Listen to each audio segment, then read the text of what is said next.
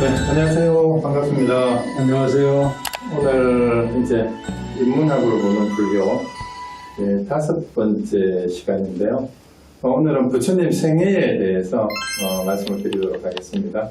그럼 지난번에 우리가 2주 전에 이제 불교 공부를 하기 전에 그 부처님이 탄생하기 전에 그 인도의 상황을 좀 말씀을 드리면서 이제 고대 인더스 문명에서 시작해서 이제 아리안족이 인더스 강유역에 들어와서 겐지스 강유역에 정착을 하면서 이제 그 인도 북부 지방에 지배 계급이 되면서 이제 형성된 브라만교하고 그 다음에 아직까지도 없어지지 않은 사성제 계급에 대한 흔히 이제 카스트 제도라고 알려진 것을 말씀을 드리면서 이제 브라만교의 베다와 그 다음에 만우급전에 그 기록된 내용들이 아직까지도 현대 인도 사회에서도 85% 정도가 힌두교를 믿고 있는데 이분들은 이 힌두교의 경전이 이제 초기 경전이 이제 베다인데 베다에서 규정된 그 사생 계급 제도를 그대로 아직도 지키고 간섭적으로 이제 하고 있어서 굉장히 이제 문제가 되는 게 많다라는 얘기를 했고요. 그 다음에 엠벨카드라는 그 초대 법무부 장관이었던 분이 이제 불가족 천민 출신인데 그 불교 천민들을 이제 규합을 해서 이제 계급 제도에 대한 제항을 하면서 불교로 개정 운동을 하고 그때 지난번에 말씀을 안 드렸는데 그 계급제도를 규정한 상징적인 법전이 만우법전이기 때문에 만우법전을 불태우는 그런 시위를 하기도 하고 그랬을 정도로 아주 심각한 게 이제 다생 계급제도입니다. 그래서 그러한 것이 이제 그 부처님 탄생하기 한 2600여 년 전에 그 인도 사회를 지배했던 거고 그 다음에 그러한 브라만교에 대한 그 지나친 제사의식에 대한 그 강조하고 그 다음에 업과 윤회설을 결국은 그 사생 계급 제도를 유지하는 일종의 이데올로기처럼 그렇게 이제 사용을 함으로써 많은 그 이제 수드라 계급이라든가 부가식 선명들이 그 억압을 받는 후실이 되기도 했다. 이제 이 말씀을 드렸었습니다. 그리고 이제 거기에 대한 반발로 이제 브라만교 내부에서도 우파니샤드 사상가들이 제사의식을 비판하면서 내면의 성찰을 강조하는 그런 이제 사상가들이 등장했고 또 이제 또 한편으로는 이제 그러한 분위기에 반발하는 자유사상가들이 등장을 했다라는 말씀까지 드렸습니다. 그래서 그걸 다시 한번 이제 요약을 해서 말씀드리기 전에 오늘은 이제 부처님 생애를 하게 되는데 이제 오늘 같이 한번 이 주제에 대해서 생각을 하면서 제가 말씀드리는 것을 이제 같이 한번 생각을 해보면은 좀 주제가 좀 분명해질 것 같습니다. 그래서 우리가 흔히 부처님 탄생을 얘기를 할 때 부처님이 이 땅에 오신 뜻이 무엇이냐 이제 부처님 오신 날 때 이제 얘기를 많이 하는 그 주제인데요. 그러고 우리가 흔히 말하는 이제 태어나자마자 사방에 7걸음을 걸으면서 이제 하늘과 땅을 가리키고 천상천하 유아독존이라고 했다라는 그 부처님 탄생 설화의 의미가 또 뭔지 그리고 이 설화라고 제가 말씀드린 건 사실이 아니라는 얘기죠 이미. 그럼에도 불구하고 후대로 오면서 부처님 정생담 얘기하고 부처님 생애가 이제 신격화된 부분이 상당히 사실 많습니다. 이제 그런 부분은 또 왜 그렇게 됐는가 하는 거하고 그 다음에 이 부처님의 생애를 얘기하면 빼놓을 수 없는 게 우리 한국 사찰에 가면 특히 이제 법화경 사찰에 팔상도를 그려놓은 경우가 많죠. 이 팔상도에 8가지 그 주제로 부처님 생애를 이렇게 표현해 놓은 그림이 있는데 거기에 나타난 부처님 생애 그 다음에 우리가 이제 탄생계 내용 가운데 특히 유아독존에 대한 해석이 굉장히 분분합니다. 그래서 이걸 어떻게 이해를 해야 되는지 그 다음에 운문선사가 이제 천상천하 유아독존이라고 했다는 이 부처님 탄생 설화를 두고 내가 그때 그 자리에 있었더라면 한 뭉둥이로 때려잡아서 걔한테 먹이로 던져줬을 것이다. 이렇게 얘기한 게 있습니다. 그래서 이것을 두고 후대 선가에서 이게 하두가 되어서 이제 논란이 되고 있는데 이게 도대체 무슨 뜻일까? 같이 한번 생각해보는 시간을 가졌으면 좋겠습니다. 그래서 이제 부처님이 탄생하게 된 당시의 사회적 배경은 우리 지난번에도 잠깐 말씀드렸지만 BC 600년경이에요. 그때 이제 마가다라는 나라가 16개국 가운데 가장 강성해서 마가다 시대라고도 불리던 그런 시대인데요. 우리 지난번에 말씀드렸듯이 이제 인더스 강에서 겐지스 강 유역으로 이동을 하면서 이제 철기가 도입이 돼서 이제 철제 농기구를 사용하고 철제 무기를 사용하게 됐던 시기예요. 이때 벌써. 그래서 아마 4대 문명의 발생지 가운데 철제 농기구화하고 철제 무기가 가장 활발하게 사용됐던 지역이고 심지어 벼농사가 이모작도 이때 벌써 가능했다는 기록이 있습니다. 그래서 농업 생산력이 급격히 증가하면서 그와 관련된 상공업이 발달하고 또 당시에 상인 자본이 축적이 됐다 그래요. 그래서 소위 말하는 장자라고 불리는 장로 혹은 장자라 그러죠. 기독교에서 장로라는 말을 하는데 원래 그 인도의 그때 당시에 상공업자들로서 거대한 상업 자본을 축적했던 부호들을 일컫는 말이 장로 혹은 장자였어요. 그래서 불교 용어가 이제 기독교로 갔죠. 그래서 이제 상업 자본이 축적되면서 상인 계급이 등장을 했고요.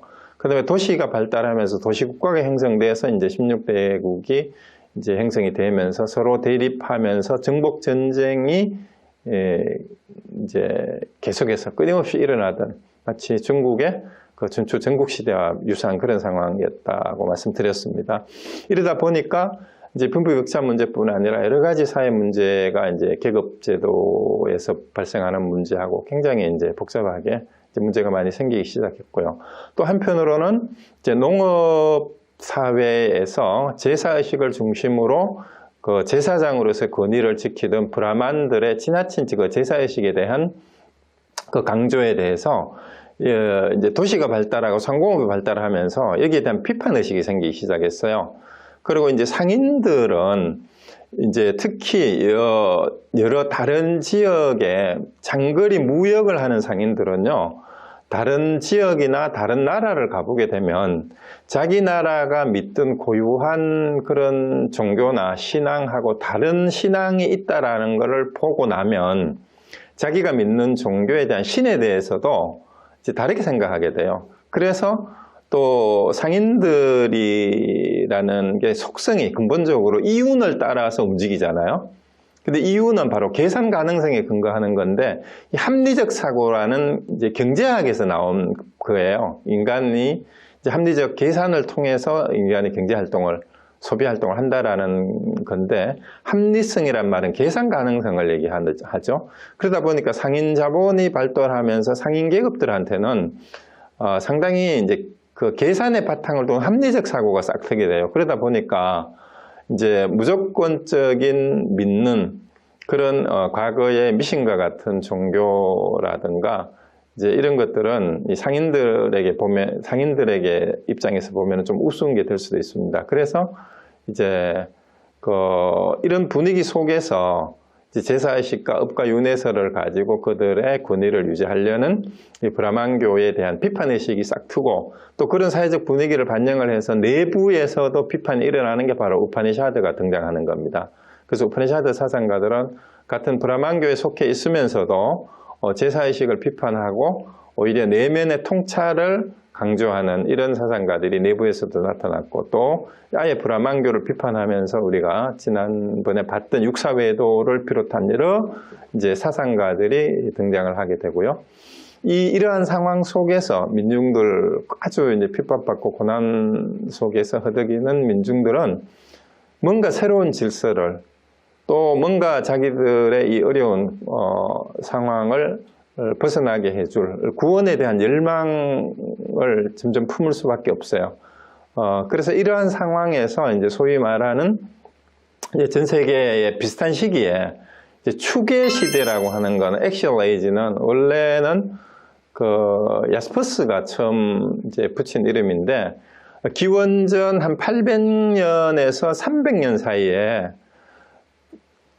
전 세계에 가장 중요한 사상이 등장했던 시기인데 바로 그리스라든가 그 다음에 그 이스라엘, 그 다음에 중국, 인도에서 요즘 말하는 이제 고대 종교와 중요한 사상들이 그 당시에 다 등장을 하게 됩니다.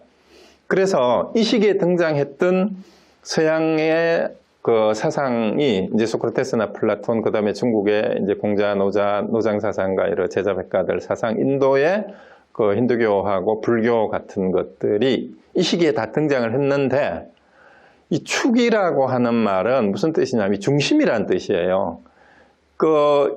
그때 등장했던 사상들이 현재까지도 세상을 이끌어가는 중심 사상이 되었고, 그러한 사상이 등장한 시기를 이제 추계 시대라고 이렇게 얘기를 합니다. 근데 사실 칼 야스퍼스는 참 재미가 있는 거예요. 우리는 역사가 계속 발전하고 진보해 왔다라고 얘기를 하는데 야스퍼스는 인간 역사에서 진보란 없었다. 그게 무슨 의미냐 하면은 인간 정신의 퇴보의 역사라고 얘기를 해요. 그래서 인간 정신이 가장 더 높았고 고양됐던 시기가 바로 그 추계 시대예요. 기원전 800년에서 300년 사이에 그 정신이 가장 뛰어났었는데 지금까지 동서양을 막론하고 그 시대의 성인들만큼 뛰어난 사상가가 없고 계속 정신은 퇴보해 왔다라는 거죠. 실제로 지금도 그렇잖아요. 2600년 전에 부처님 얘기를 지금도 얘기하고 있어요. 사실은 더 나아진 것도 없습니다. 서양은 소크라테스나 예수님의 가르침이, 그 다음에 중국에서는 여전히 노장사상가 공자의 가르침을 능가하는 그런 사상가가 없어요, 사실은. 그래서 어쩌면은 인류의 정신사에서 보면 발전은 없었고 퇴보만 했다라고 이렇게까지도 얘기하는 게, 어쨌든 그 추계 시대라고 하는 게 다시 이제 카렌 암스트롱이라는 제 여성 종교학자가 이 책 제목으로 이게 또 출판을 했죠. 그래가지고 이제 4대 문명이 단순한 물질 문명이 아니라 이 추계 시대에 형성됐던 인간의 정신 문화와 사상이 여전히 이 세상을 지배하고 있다라는 그런 얘기예요. 근데 이제 그 비슷한 시기에 어쨌든 인도에도 바로 새로운 시대의 전환을 이끄는 새로운 사상을 가진 지도자의 출현을 예비하고 있었다. 그 시대적 분위기가. 그런 상황에서 바로 이 부처님이 탄생하게 됐다. 우리 난세의 영웅이 난다는 말이 있지 않습니까? 흔히 말하는. 그래서 이 민중들 속에서 그러한 이제 전륜성왕이나 새로운 성인의 구세주로서 혹은 구원자로서의 그 종교적인 지도자가 출현하기를 기대하는 이 열망이 담긴 표현이 그 부처님 탄생설화에 나오는 아시타 선인의 예언으로 이렇게 기록된 게 아닌가, 이제 그렇게 추측할 수가 있습니다. 그래서 이제 아시타 선인이 이제 그 석가모니 부처님 탄생한 걸 보고 그 이제 상을 보면서 이제 100살이 넘은 이제 선지자라 그랬죠, 예언가. 근데 이 양반이 이제 아기 그 부처님 시달타 태자를 보고 이제 출가하면은 진리를 깨닫는 붓다가 될 것이고, 그 붓다라는 말은 우리 불교에서 쓰기 전에 이미 그때 당시부터 인도에서는 깨달은 사람을 지칭하는 이제 보통명사로 쓰였다 그래요. 그리고 세속에 있으면, 출가하지 않고 있으면은 나라를 구원하는 전륜성왕이 될 거다고 예언을 했다라고 이렇게 기록한 것은 뭐 사실인지 아닌지 알 수 없지만 그때 당시의 시대적 상황에서 많은 사람들이 열망하고 있었던 정말 진정한 지도자의 영웅의 출현을 기대한 그런 기록이 아니었나, 이렇게 이제 추측해 볼 수가 있습니다. 그래서 이런 상황 속에서 부처님이 이제 탄생을 했죠. 아시타 신인의 예언은 이제 수타니파타하고 한역 경전에 약간 다르게 나오는데요. 어쨌든 뭐 내용은 방금 말씀드린 내용입니다. 이제 상을 보니까 우리가 부처님이 가지는 상이 흔히 이제 건강경에 나오듯이 32상, 80종호 뭐 이런 얘기를 하듯이 이제 불길한 상이 이제 그 아시타 선인이 왕자를 보고 우니까, 아니 혹시 주변에서 이제 아니 왜 그러시냐, 혹시 불길한 뭐 징조가 있느냐 하니까 이제 그 답이 전혀 불길한 상이 없다. 이분은 보니까 평범한 사람이 아니다. 바로 깨달아서 진리의 바퀴를 굴리게 될 그런 분이다. 그런데 자기 나이가 많아가지고 그러한 성인이 깨달은 것을 보지 못하고 죽게 되는 것이 슬프다라고 이렇게 얘기했다는 얘기죠. 그리고 그 밑에 이제 한역경전에는 전륜성왕이 되거나 부처님이 될 거다. 그래서 이제 그분을 직접 성장해서 깨닫는 것을 보지 못하고 죽는 것이 슬퍼서 운다라는 그런 이제 설화입니다. 그러고 이제 실제로 이제 부처님이 탄생한 거는 BC 600년경이라고 제가 적어놨는 건 연대가 사실 확실하지 않아요. 구체적으로 실제로 언제 몇 년에 태어났는지는 알 수가 없습니다. 물론 고대는 뭐 동서양이 다 대부분이 비슷한데 특히 인도는요, 시간 개념이 별로 없어요. 서양이나 중국하고 비교를 해보면 인도 사람들은 고대의 역사서가 별로 없습니다. 역사의식을 가지고 기록한 게 별로 없어요. 그리고 우리 경전에도 보면은요, 우리 불교 경전에 보면 시간을 기록해 놓지 않았어요. 장소는 반드시 기록을 해요. 어느 때 어느 성에서 어느 기원정사에서 뭐 기수국 고덕원에서 어느 때 뭐 영산해상에서 이런 말은 장소는 적어 놓는데 이 구체적으로 몇 년도 뭐 몇 월 달인지는 안 적습니다. 근데 중국은 고대부터 반드시 연도를 적어요. 특히 이제 중국의 연도는 요즘처럼 숫자를 적는 게 아니라 그때 그 나라를 다스리던 왕의 연호를 쓰잖아요. 그죠? 무슨 년? 무슨 왕, 무슨 연호 몇 해, 무슨 몇 년, 무슨 몇 년 이런 식으로 해가지고 연도를 쓰고 심지어 날짜까지도 이렇게 기록을 해놓죠. 중국 사람들은. 근데 그러다 보니까 이 인도 사람들의 시간관념은 그냥 어느 때 아니면은 뭐 몇 억겁 이런 식으로 그냥 그렇게 띄워버립니다. 그래서 어쨌든 이제 BC 600년 경이라고 했는데 이제 현재의 네팔 남부고 인도 국경 북쪽 부근의 카필라라는 나라의 수도다나 왕하고 마야 부인 사이에서 탄생했다라는 얘기가 나오고 이 얘기는 이제 다 아니까 빨리 그냥 넘어가겠습니다. 그래서 이제 출산이 임박해지자 이제 인도의 풍습에 따라서 이제 친정으로 가던 중에 룸비니 동산에서 산통을 느껴가지고 이제 무수라는 나뭇가지를 잡고 이제 오른쪽 옆구리로 뭐 겨드랑이 밑으로 출산을 했다라는 이런 얘기 다 아는 건데요. 그래서 이제 고타마 시타르타라고도 하는 거는 이제 성을 따라서 얘기를 하고 시타르타는 소원 성취라는 뜻이랍니다. 왜 이제 어릴 때 태자 이름이 소원을 이루게 하는 사람 그런 뜻이라고 하고요.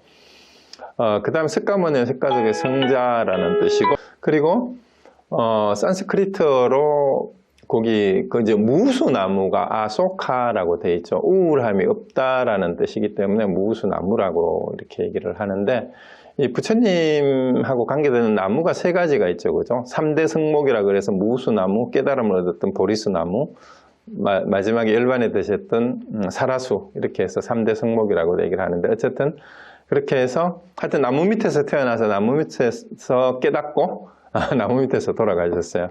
그리고 또 어떤 분은 길에서 태어나서 길에서 돌아가셨다라고 얘기를 하는데 그리고 옆구리에 태어났다는 것이 바로 사성계급제도의 그 이제 옛날 고대 인도 신화죠.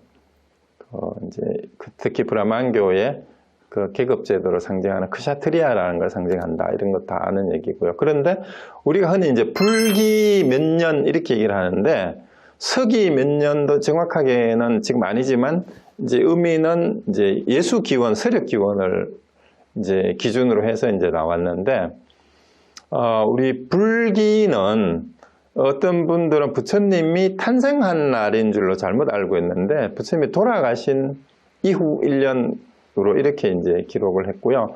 그 다음에 현재 연도를 정한 것은 여러 가지 설이 있었어요. 이제 학자들마다 견해가 다르고 나라마다 연도가 다르고 날짜도 달랐는데 이제 1956년에 세계 불교도 대회에서 양력 5월 15일로 부처님 오신 날을 통합을 하고 그 이제 하기로 하고, 그 다음에 불기 연도는 544년은 부처님이 돌아가신 해지 544년, 그 기원전 544년이에요.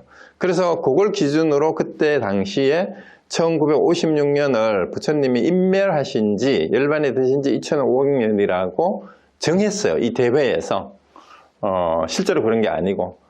그렇게 정해서 이제 불기를 정할 때는 서기하고, 이제 계산을 할 때는 544년을 더해서, 이제 불기를 쓰기로, 이때 1956년 세계 불교도 대회에서, 회의에서 정한 겁니다. 이 사실이 아니고. 그래서 우리나라에서는 이제 올해가 불기 2565년으로 표기를 하는데, 이제 또 남방 국가에서는 일부 2564년으로 표기하는 나라가 있어요. 그 왜 그럴까요? 계산하는데 오차가 있어요. 왜냐하면 21년하고 544년을 그냥 더하면은 양쪽이 하나씩 다 더해져요. 그래서 하나를 빼야 됩니다, 사실은. 그렇죠? 두 개를 같이 더하면은. 그래서 1년을 빼야 오히려 맞다. 이런 또 주장도 있어요. 그래서 이제 남방의 일부 국가는 544를 더하면 안 되고 543을 더해야 된다 그래가지고 불기 2564년을 쓰는 나라도 있습니다. 그래서 이거는 참고로 알아두시고, 어쨌든 이제 이렇게 정하고 난 뒤에 다시 98년도에 다시 세계 불교도 대회가 열렸는데, 사실은 인도에서 부처님 오신 날은 기록이 달이 뜨는 보름날이라고 이렇게 기록이 돼 있어요. 그리고 이제 달이 만월날이라고 하는데, 양력으로 정하면 음력하고 또 맞질 않잖아요. 그래서 달 뜨는 날을 맞추기 위해서 양력으로 5월달은 이제 음력이 4월이 되니까, 그래서 다시 양력이 아니라 음력으로 4월 15일로 정해가지고 이때로 외삭데이라고 확정을 해서 이제 부처님 오시는 다시 바꿨어요. 그래서 99년도에 이제 세계 불교도 대회의 결정을 따라서 유엔에서도 음력 4월 15일을 유엔 외삭데이로 지정을 했습니다. 그래서 이제 남방불교에서는 음력 4월 보름이 탄생일이고요. 그 다음에 남방불교에서는 또 재밌는 게 성도일하고 열반일도 같은 날이에요. 우리나라는 성도일이 다르죠. 성도일은 이제 12월 8일이고 열반일은 또 2월 15일인가 그렇게 이제 다른데, 남방불교하고 이제 한국 중국불교하고 탄신일, 성도일, 열반일이 다 다릅니다. 날짜가 다 달라요. 하루 이틀 다른 게 아니고 완전히 아예 다릅니다. 그래서 어쨌든 그 이유가 정확한 탄생하고 인멸 연도가 기록이 근거가 없습니다. 그래서 이제 아쇼카 왕이 이제 세웠던 비라든가 다른 기록을 보고 대략 추정해서 이제 80년을 살았다라는 그 생애를 계산해서 탄생 연도를 계산을 합니다. 그리고 외삭데이라는 것도 인도 이제 전통 달력, 음력, 태음력에서 이제 달을 가지고 보름 초 1일부터 보름까지, 그 다음에 16일부터 말일까지를 한 달을 이렇게 두 개씩 나누어 가지고 이렇게 하는 데에서 온 거라는 것만 그냥 참고로 알아두시고요. 그 다음에 이제 실제로 이제 부처님 오신 날은 이제 우리 한국에서는 4월 초 8일 해서 음력으로 4월 8일로 하는데, 유엔이라든가 남방불교에서는 음력 4월 15일로 해서 보름날 한다라는 거, 이게 좀 다르고요. 불기산정기원은 이제 이게 이유가 뭐냐 하면은요, 기원전 544년에 이제 우기철이 되자 승단 행자들이 모여서 안거를 했는데, 인도에는 하안거만 있죠. 동안거라는 게 없습니다. 이제 중국하고 우리 한국에는 동안거가 있지만, 처음 안거를 마치면서 한 해씩 이제 헤아리기 시작했는데, 이게 무슨 뜻이냐 하면은 부처님 없이 하안거를 보낸 첫 해라는 뜻이래요. 그래서 부처님 돌아가시고 하안거를 처음으로 한 해를 했다라는 데에서부터 불기 1년이라고 이렇게 산정을 하기 시작했다 그럽니다. 그래서 부처님 탄생 연도는 결국은 우리가 쓰는 불기에다가 부처님이 80년 사셨다 했으니까 80년을 더하면 이제 2645년 전으로 그냥 이제 추정이 됩니다. 그래서 BC 645년으로 이제 하자는 설이 그냥 이제 대회에서 합의가 돼가지고 이렇게 쓸 뿐이고 실제로는 정확한 연대는 알 수가 없습니다. 대략 이 북은 언제쯤 사셨다라는 것만 얘기가 되고요. 그 다음에 한국에서는 이제 아까 말씀드린 초팔일은 탄생일은 4월 8일로 하고, 그 다음에 출가일은 2월 8일, 성도절은 12월 8일, 그 다음에 일반절은 2월 15일로 다 다릅니다.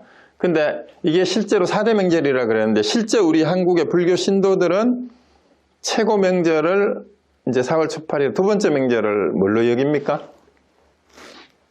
한국 불자들은? 이게 없죠?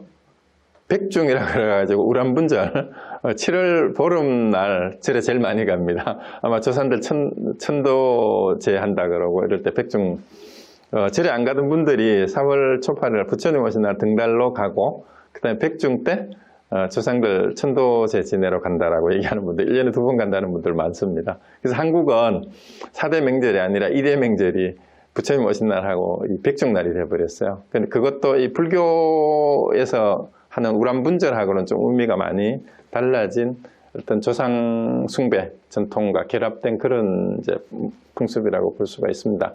자, 그 다음에 이제 팔상도는 우리 이제 아까 말씀드렸듯이 석가모니 부처님의 일대기를 이제 그린 8폭의 그림인데요. 보통 팔상전이나 영산전 같은 데에 이제 법화경을 주 경전으로 하는 그런 사찰에 많이 이제 모셔져 있고요. 우리 한국 사찰에서 제일 유명한 이제 불교 그림 두 가지를 꼽으라면 바로 팔상도하고 이제 또 하나가 시무도라고도 하고 이제 들 수가 있죠. 근데 이제 팔상도는 여기 8개의 도설천에서 이제 내려오는 그런 도설레이상, 룸비니 동산에서 이제 탄생하는 비람강생상, 그 다음에 사문유관이라 그러죠. 이제 동서남북 사대문에 나가서 이제 배고픈 사람, 늙어서 병든 사람, 늙은 사람 이제 수행자를 보고 출가 동기가 됐다라고 하는 그거를 나타내는 거. 그 다음에 출가하는 유성출가상, 설산수도상하고 이제 보리수 아래에서 이제 마라의 항복을 받는 소아항마상하고 이제 처음 초전법륜을 펼쳤다고 하는 녹야전법상, 그 다음에 열반에 드시는 쌍림 열반상, 이 8폭으로서 부처님의 그 일대기를 압축을 해놨는데, 이 한 폭 한 폭 안에 사실 이 그림이 좀 화면이 작아서 잘 표시가 안 날 것 같은데, 이제 그 하늘에서부터 이렇게 내려오는 그림이, 한 그림에 이야기가 한 서너 가지가 다 담겨 있습니다. 요 스토리들이 이렇게. 요 지금 보시는 그림은 통도사 영산전 팔상도인데요. 아마 보물로 이제 지정된 그런 그림입니다. 그 여기 8폭. 지금 그냥 화면으로는 구분이 잘 안 되는데요. 실물을 보고 이제 부처님의 일대기를 알고 이 그림을 보면 굉장히 재미가 있는데, 오늘은 그냥 이런 그림이 있다는 것만 소개를 해드리고, 나중에 혹시 뭐 이제 다시 공부할 기회가 있는지 모르겠습니다. 이 정도로 하고,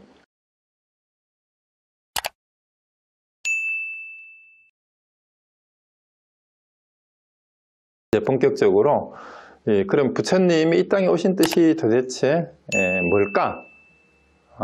흔히 우리가 이제 교과서적으로 혹은 상투적으로 이제 부처님 오신 날 봉축사에서 하는 이제 탄생계라고 알려진 내용이 이제 어떻게 받아들여야 되는 건가를 오늘 한번 따져보도록 하겠습니다. 그래서 부처님 탄생설화하고 탄생의 날 부처님 오신 뜻이 과연 뭘까라는 겁니다.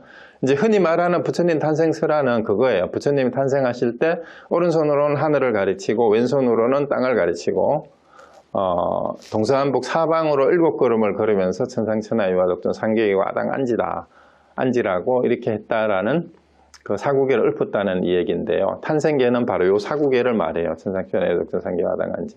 자, 이 얘기가 왜 일반에, 특히 우리나라 불자들에게 가장 많이 알려진 탄생설화하고 탄생계가 되었는가? 과연 다른 경전에도 이렇게 적혀 있는가를 한번 찾아봤습니다.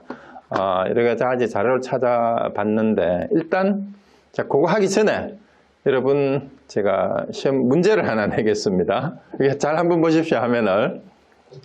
여러분들이 지금까지 알고 있던, 이해하고 있던 부처님 탄생계 중에서, 네, 예, 부처님의 탄생계 중에서 유아독존이라는 말은 많이 들어봤을 거예요. 이 중에서 유아독존의 의미를 가장 잘 나타낸 것은 객관식 문제입니다. 1, 2, 3, 4번의 사지선다형인데 여러분이 생각하는 번호를 하나를 한번 골라보십시오. 자, 다음 중에서 부처님의 탄생계에서 유아독존의 의미를 가장 잘 나타낸 것은, 자, 1번 석가모니 부처님이 천상천하 인간 가운데 홀로 가장 존귀하다는 뜻이다. 2번은 독불장군, 아나무인과 같은 독성과 아집을 가진 사람을 일컫는 말이다. 3번, 만물에 내재하는 실체인 아트만이 가장 존귀하다는 뜻이다.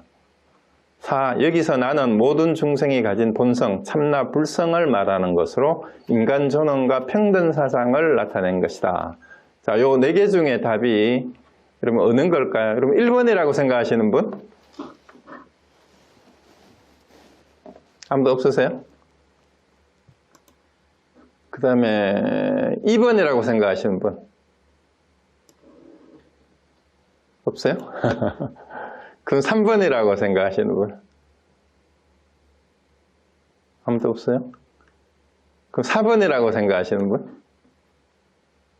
손을 대부분 4번을 많이 드시네? 손을 안 드신 분은? 잘 모르겠어요? 손 안 드신 분은 4개 다 해당이 된다 하시는 분 혹시? 4개 다 해당이 된다 하는 분 아무도 없으시네. 1번, 저는 1번이라고 생각해요. 우리 저기 한금수 회장님은 1번이랍니다. 여러분 1번이라고 생각하시는 분 계세요? 1번하고 4번하고 합쳐지는 것 같아요. 1번하고 4번하고 합쳐지는 것 같아요? 석가모니 부처님이 하는 주어가 조금 네. 고상한 13차만을 말하는 게 아니고 우리 일반인 전부 다 거기에 속하기 때문에 네. 그렇게 생각이 됩니다. 자, 그러면 이제 여러분들 중에 가장 많은 분이 4번이라고 손을 드신 분들이 가장 많으시고 1번이라고 하시는 분이 지금 2분인 셈이에요. 자, 그럼 몇 번인지 한번 보겠습니다. 답이 어느 것이 정답일까? 하나만 골라야 돼요. 하나만 골라야 돼요. 자, 답을 미리 알려드릴까요? 제가 생각하는 답은 1번입니다. 1번이에요. 자, 왜 그런지 그럼 한번 살펴보겠습니다.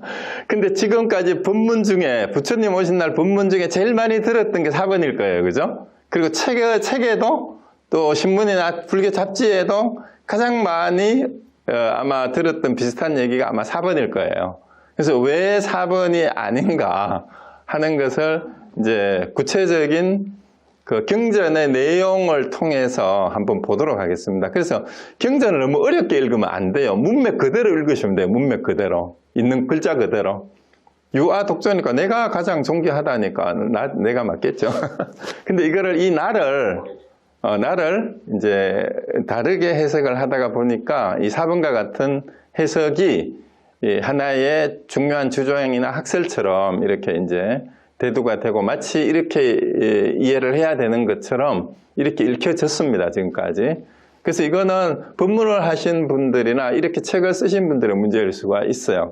자, 그러면은 경전에 나타난 탄생계를 한번 살펴보도록 하겠습니다. 그래서 이 탄생계가 나오는 경전이 여기 제가 뽑은 것 말고도 굉장히 많아요. 많은데 이제 대표적으로 이제 흔히 우리가 제일 많이 알고 있는 천상천하 여독전 상계계고 아당 안지라는 요 구절이 나오는 것은 불본 행집경이라는 거예요. 여기에 요 말이 바로 하늘 위와 하늘 아래 오직 내가 홀로 존귀하다. 3계가 모두 고통 속에 빠져 있으니까 마땅히 이를 편안케 하리라. 여기 3계는 흔히 이제 욕계, 색계, 무색계를 얘기한다라고 또 이제 얘기를 하는데, 그것도 후대에 이제 정형화된 이론이고, 이때의 3계는 또 오히려 초기에 그 뉘앙스로 읽을 때는 욕계, 색계, 무색계보다는 천상천하 인간계로 해석하는 게 더 타당하다라고 해석하는 설도 있어요. 근데 대부분 욕계, 색계, 무색계로 그냥 그 교리에 익숙하니까 그렇게 해석을 합니다. 근데 그 밑에 수행봉기경은 비슷한데 글자가 2글자만 달라요. 그 유아 독존이 아니고 유아 위존이에요. 오직 나만이 존귀하다라고 그냥 해석하면 돼요. 여기 홀로를 이제 빼면 이제 그 들어가 위자니까. 그 다음에 아당 운지나 오당 안지나 이제 아자나 오자나 똑같은 글자죠. 그 다음에 전등록에는 이제 요 얘기가 나와요. 이제 석가모니 태어나자마자 한 손은 하늘을 한 손은 땅을 가리키고 사방을 일곱 걸음을 걸으며 사방을 둘러보며 하늘 위와 하늘 오직 내가 홀로 존귀하다. 이건 비슷하죠. 그 다음에 태자성 봉기경이라고 성경이라고도 하는데 그냥 이것도 비슷해요. 하늘 위와 하늘 오직 내가 홀로 존귀하다. 상계가 모두 괴로운 뿐인데 무엇이 즐겁겠는가. 그 다음에 대장엄경 전법연품에 보면 하늘 위와 하늘 오직 내가 가장 뛰어나다. 유와 최승이라고 이렇게 되어 있어요. 그 다음에 현장법사의 대당서역기에 조금 다른 표현이 나오는데요. 이게 초기에 니까야하고 아함경의 내용하고 오히려 가장 유사한 게 대당서역기예요. 하늘 위에 하늘 오직 내가 홀로 존귀하다. 뒷부분 지금 여기 태어났지만 다시 태어나면 없다라는 얘기는 이제 이 얘기를 우리 빨리 경전하고 한번 비교를 한번 해봅시다. 그래서 이 탄생기가 나오게 되는 원형이 된다고 추측이 되는 경전이 디가니까야. 디가니까야는 우리가 말하는 뭐라 그러죠? 그 암경으로 치면은 중암경에 해당이 되는데 반드시 일치하는 건 아닌데 중암경 가운데에 또 작은 경들이 여러 개가 들어있죠. 거기에 대봉경이라고 번역을 하는 마하빠다나숫다예요. 여기에 나오는 구절이 뭐냐 하면은 수행승들이여 이러한 원리가 있다. 보살은 태어나자마자 발을 땅에 딛고 서서 북쪽으로 7발을 내딛고 흰 양산에 둘러싸여 모든 방향을 바라보며 나는 세상의 제일 앞이다. 나는 세상의 제일 위다. 나는 세상의 최고이다. 이것이 나의 마지막 생이다. 이제 다시 태어나면 없다라고 무리의 우두머리인 것을 선언한다. 이것이 이 경우의 원리인 것이다. 그런데 이거는 이 디가니까에 나오는 대봉경에 나오는 이 내용은 석가모니 부처님의 선언이 아니고 과거 7불 중 첫 번째라는 비바시 불이 탄생할 때 이렇게 했다라고 석가모니 부처님이 인용한 거예요. 그러니까 석가모니 부처님이 자신이 한 얘기가 아니고 과거에 부처님이 비바시 불이 이렇게 하셨다라고 제자들한테 전하는 겁니다. 그래서 빨리 경전의 기술을 보면 오늘날 해자대군 탄생계는 비바시불의 탄생계가 붓다의 탄생계로 바뀐 거예요. 한역이 되는 과정에서. 그런데 우리 한역 아함경에도 요 원형이 거의 그대로 보존이 된 번역이 있습니다. 장아함경에 이 대봉경이라는 대본이라는 말을 붙인 것도 가장 근본이 되는 이런 뜻이잖아요. 그런데 여기에도 거의 이제 빨리 니까야하고 비슷하게 내용이 번역이 되어 있는데 모든 부처님의 공통된 법은 이러하니라. 비바시보살은 세상에 날 때 오른쪽 옆구리로 나와 생각을 오로지 해 어지럽지 않았다. 오른쪽 옆구리에서 나와 땅에 떨어지자 7걸음을 걸었는데 아무도 부축하는 사람도 없었다. 두루 사방을 둘러보고 손을 들어 천상과 천하에서 오직 내가 가장 존귀하다. 중생에 나고 늙고 병들고 죽음을 제다하려 하노라. 고 외쳤다. 이것이 그의 공통된 법이니라. 그리고 부처님은 다시 개성으로 말씀하셨다. 양족존이 이때는 요 양족존은 비바시불을 지칭하는 거예요. 이제 석가모니 부처님, 여기서 부처님은 석가모니 부처님이고 석가모니 부처님이 양족존이 즉 비바시불이 말이죠. 이 세상에 나왔을 때에 고요하고 편안하게 칠보를 걷고 사방을 둘보고 큰 소리를 외쳐내는 마땅히 나고 죽는 고통을 끊으리라. 그가 처음으로 세상에 날 때 짝할 리 없는 부처와 같고 스스로 나고 죽는 근본을 보아 이 몸은 마지막 다시 나지 않으리. 자, 빨리 니까야하고 장아함경의 탄생과 관련된 그래서 요 아함경하고 빨리 니까야의 탄생 설화의 내용은 포인트가 한역 경전에 두루 유통이 되는 내용이 오히려 한역 경전에 나오는 것은 유아독존하고 삼계계고 아당 안지가 강조가 돼요. 그런데 이 니까야하고 아함경에는요 삼계계고 아당 안지, 특히 아당 안지에 해당되는 내용이 없어요. 없고 그 주된 내용이 뭐냐 하면은 다시 태어나지 않는다. 이 말은 뭐네요? 윤회로부터 해탈했다는 그 말이에요. 이게 내 마지막 생이다. 그 다음에 아함경도 마찬가지죠. 그래서 다시 태어나지 않으리라.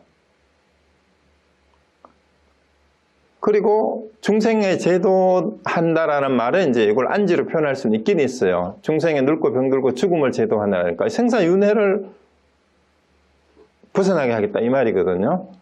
그래서 결국은 이 아함경하고 니까야에서 강조가 되는 것은 생사해탈, 윤회로부터 벗어나는 것, 다시 태어나지 않는다라는 선언이 결론으로서 마지막에 이렇게 지어지는데 우리 한역경전에는 그 부분에 대한 강조가 보이지 않아요. 그냥 상계가 고통에 빠져 있으니까 내가 건지겠다라고만 얘기를 하는 거죠, 대부분이. 자, 그러면 이 경전들의 내용이 아까 저 유아독존의 내용이 거기에서 나는 석가모니 부처님을 지칭하는 것으로 읽어야 된다. 그래서 1번이다라고 말씀을 드렸는데 그걸 좀 더 보충해 줄 수 있는 다른 경전들을 한번 보겠습니다. 논사하고. 특히 율장에 어떤 기록이 있냐 하면은요. 이 율장에 부처님이 처음 깨달았고 나서 우리 오비구를 만나러 녹야원으로 간다는 얘기는 다 이제 아시잖아요. 근데 가던 도중에 우빠까라는 이제 다른 종교의 사명외도라고 하는 우빠까라는 다른 교도를 만나요. 근데 이 우빠까가 세존을 보더니 이제 이 외모를 보고 그 다른 기운을 느낀 거예요. 그러니까 이제 부처님은 세존이시여, 보시여 이렇게 했죠. 그때 아직 부처님인지 모르니까 당신의 모든 감각기관은 깨끗하고 피부색은 맑고 아름답습니다. 보시여, 당신은 누구를 스승으로 삼고 집을 떠났습니까? 당신의 스승은 누구입니까? 당신은 누구의 교리를 신봉하고 있습니까? 라고 물었습니다. 그러니까 부처님이 이렇게 대답했습니다. 나는 모든 것을 이겼고 모든 것을 알았고 모든 것에 더럽혀지지 않았고 모든 것을 버렸다. 가래가 다한 해탈을 얻었다. 스스로 깨달았으니 누구를 따르겠는가? 나에게는 스승이 없다. 천신을 포함하여 이 세상에서 나와 같은 자는 없다. 어떤 자도 나와 동등하지 못하다. 나는 세상에서 완전한 자이므로 내가 최고의 스승이다. 나는 홀로 모든 것을 깨달아 적정한 경지에 이르렀고 열반을 얻었다. 법륜을 굴리기 위해 나는 가시로 간다. 어두운 이 세상에 불사의 북을 울리기 위해. 저희 부처님이 율장의 기록이 이렇게 돼 있어요. 그 여기에서 봤듯이 뭐예요? 스승이 있느냐? 스승이 없다. 내가 스스로 깨달았는데 스승이 어디 있냐 이 말이죠. 그리고 난 해탈을 했는데 천신을 포함해서, 그러니까 하늘이라는 말이 여기 나오잖아요. 이 세상에 나 같은 자는 없다. 그게 유아독존이에요.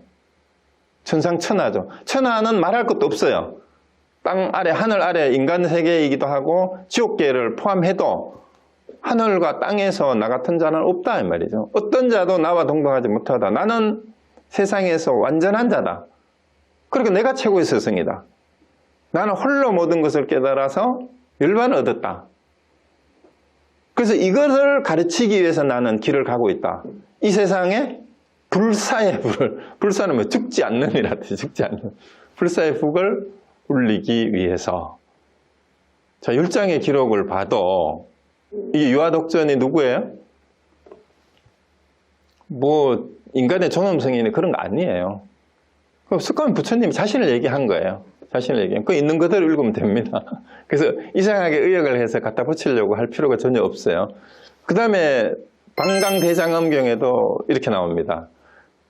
여기서 보살은 이제 석가모니 부처님이에요. 그때 보살은 스스로 잘 생각하고 헤아리며 바른 생각으로 부축을 받지 아니하고, 이제 태어났을 때 얘기예요. 탄생 장면이에요. 부축을 받지 않고 금방 태어나서 생각하고 헤아렸다잖아. 그리고 몸소 동쪽으로 7걸음을 걸었는데 발의 자국마다 모두 연꽃이 피어났느니라. 보살은 이때 두려워하지도 않고 뜨끔거림도 없이 말하기를. 왜 여기서 보살이냐 하면 아직도 아기 부처님인데 깨닫기 전이잖아. 그래서 보살로 표현한 거예요. 성도하기 전이니까. 그래서 말하기를 나는 온갖 선한 법을 얻어 중생들을 위해 말하리라 했느니라. 또 남쪽으로 7걸음 가서 말하기를 나는 천상과 인간에게서 공양을 받을 만하느니라. 여기서도 보자. 나는 천상과 인간에서 공양받을 만한 사람이다. 또 서쪽으로 일곱걸음 가서 나는 세간에서 가장 높고 뛰어났다.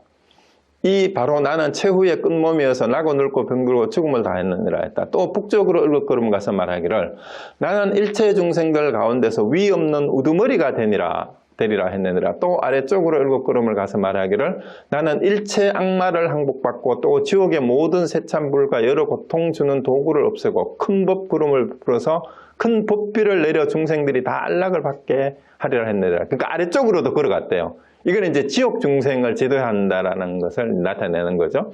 그 다음 위쪽으로는 하늘입니다. 위쪽으로도 걸었대요. 공중으로 걸어야.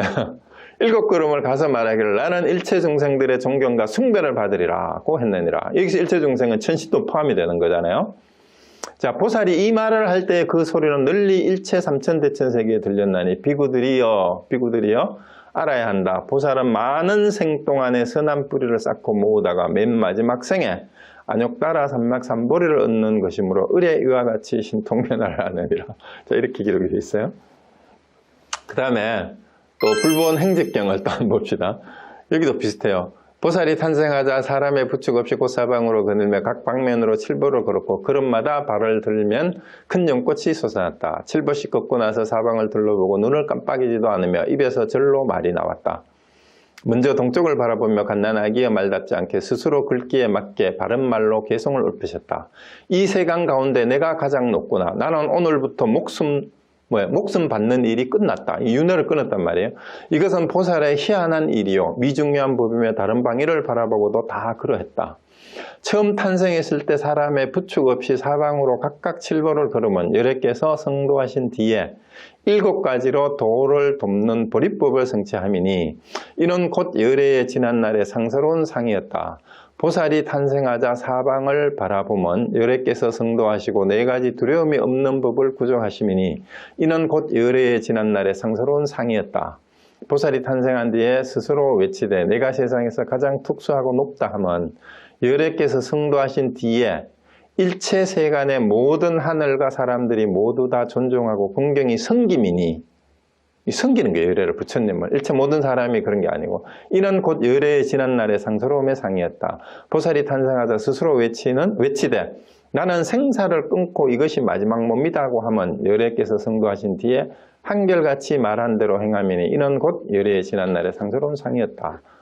자, 결국 이제 여기에서 이제 보시듯이 앞에서 봤듯이 그 탄생기에서 말하는 유아독존은 부처님 스스로가 내가 깨달아서 천상천하에서 유일한 깨달음을 얻은 성취한 유일한 스승이다라는 걸 선언하는 거예요. 그럼 왜 이렇게 했을까? 왜 이렇게 했을까? 그건 이제 조금 이따 말씀을 드리고요. 일단 이제 그 다음에 이 탄생계를 두고 또 여러 가지 해설이 많아요. 이제 스님들이나 학자들이 이제 부처님 오신 날 법문을 하면서 이거 막 풀이를 하는데 전혀 근거가 없는 풀이를 막 하고 있어요. 근데 이것도 사실은 빨리 주석서에 나오는 해석인데 이것도 사실은 뒤에 갖다 붙인 거예요. 왜냐하면은 설화 자체가 역사 사실이 아니에요. 탄생계 자체도 역사 사실일 수가 없죠. 그럼 왜 그랬을까 하는 건 이제 조금 이따 말씀드리는데 일단 빨리 주석서에는 탄생계를 이렇게 주석을 하고 있어요. 이 탄생계 주석은 그 디가니까야의 내용을 가지고 얘기하는 거예요. 디가니까야 여기 나오는 요거죠. 여기에 이제 수행승들이 이러한 원리가 보살은 태어나자마자 단단하게 발을 땅에 딛고 서서 북쪽으로 7발을 내딛고 흰양산에 둘러싸여 모든 방향을 바라보며 나는 세상에 제일 앞이다. 나는 세상에 제일 위다. 또 세상의 최고 위다. 이것이 나의 마지막 생이다. 이제 다시 태어나면 없다. 라고 무리의 우두머리인 것을 선언한다. 이것이 이경의 원리다. 요거를 해설하는 거예요. 이걸 어떻게 해설했는지를 한번 보겠습니다. 자, 단단하게 땅을 딛고 서서라는 것은 이게 이제 빨리의 논서에 이제 주석서에 나오는 거예요. 신통력의 그 사신족이라고 그러죠. 사신족에 대한 그건 전조다.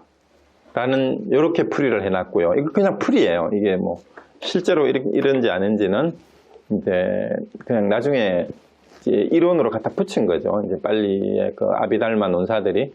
그 다음에 7발자국을 걸었다라는 것은 칠각지를 상징하는 거다. 칠각지는 알죠? 뭐 염각지하고 택법각지하고 뭐 이렇게 결국은 7가지의 정진하는 과정에서 마지막에는 정각지 선정할 때 거기까지 가죠. 이제 수행의 그 7가지 그 종류라고 얘기할 수 있어요.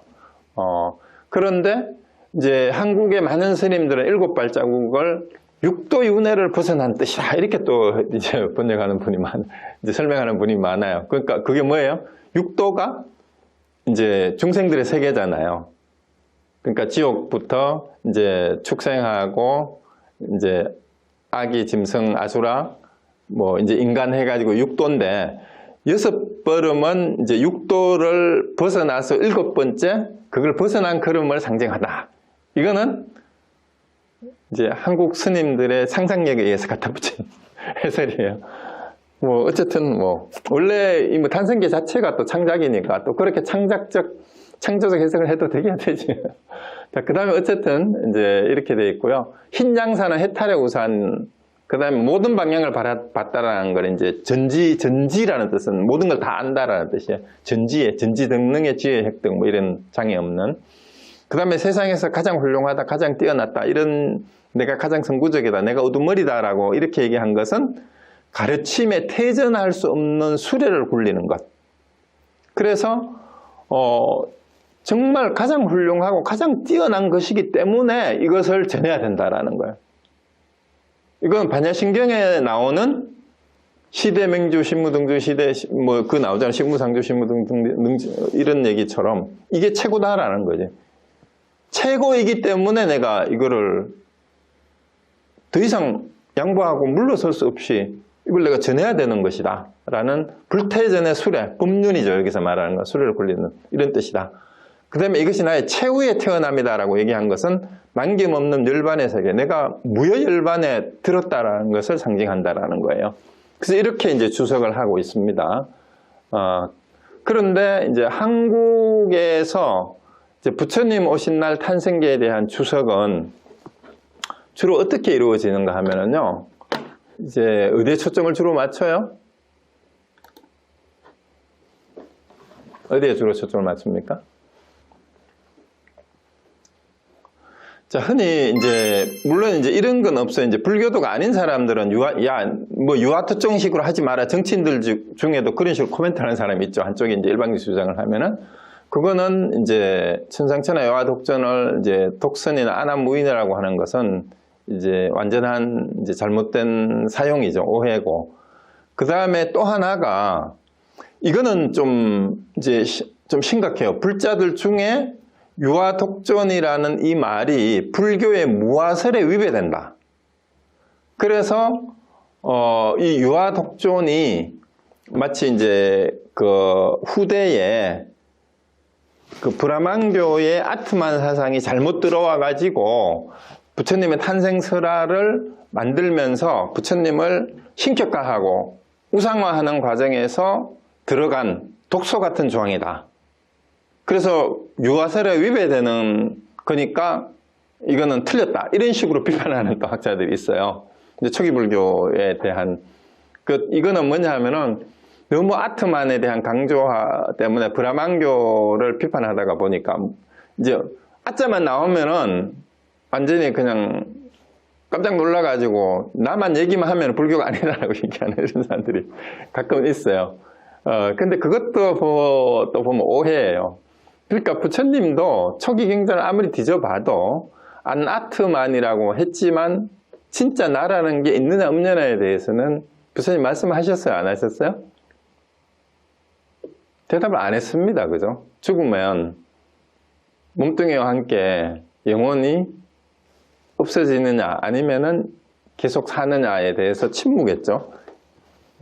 영혼도 몸뚱이와 함께 없어진다라는 것은 단견이라고 그래서 그랬고, 몸뚱이는 없어지지만 영혼은 계속 산다라는 건 상견이라고 해서 부처님은 상견도 편견이고 단견도 편견이다라고 해서 변견이라고 해서 배척을 했어요. 자, 그래서 어쨌든 이것도 이제 쓸데없는 오해예요. 그런데 이런 오해를 불식시키기 위해서 설명을 시작한 게 바로 우리가 아까 그 문제에서 4번으로 얘기한 거예요. 4번으로.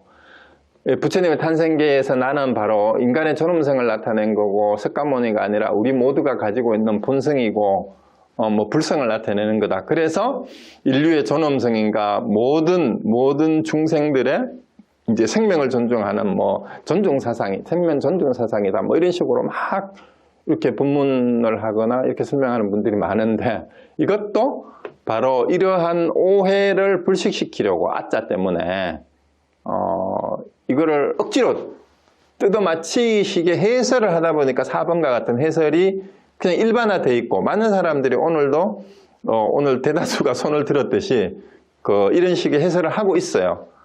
그런데 이제 진짜 문제가 뭐냐 하면은요, 우리 한역탄생계라고 하기보다는 우리에게 많이 알려진 불본 행직경에 나오는 탄생계예요.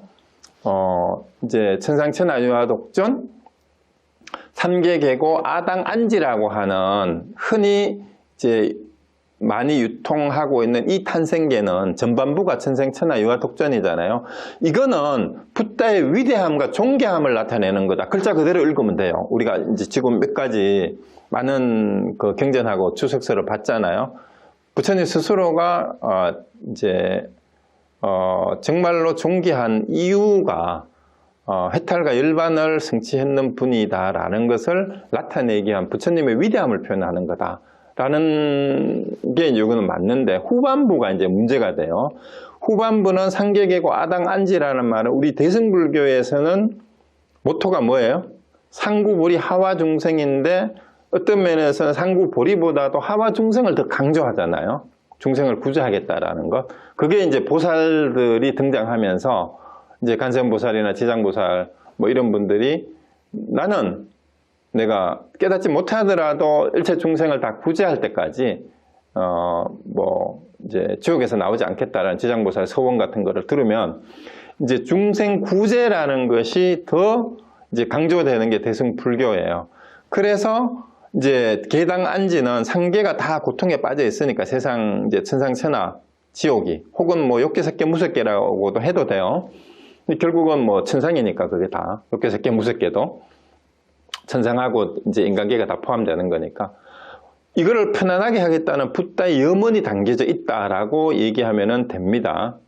그런데 그래서 우리가 부처님을 삼계의 도사다라는 말은 이제 욕계색계 무색계 혹은 천상 천하 인간계의 최고의 지도자라는 뜻이죠. 안내자.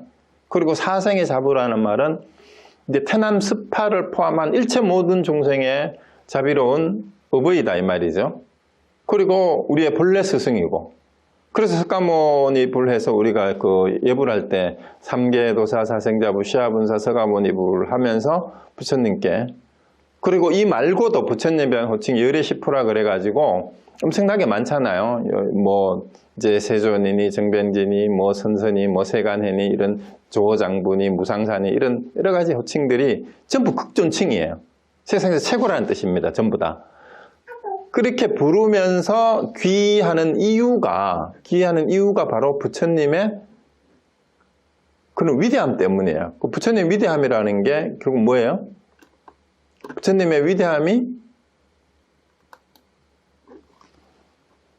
그때 당시에 그 혼란한 상황에서 참으로 생사윤회를 벗어나는 해탈을 성취하고 진리가 어떤 것을 알려준 유일한 천신을 포함해서 그러한 분이기 때문에 이 부처님을 존경하는 이유로 탄생수라가 만들어졌다라는 거예요.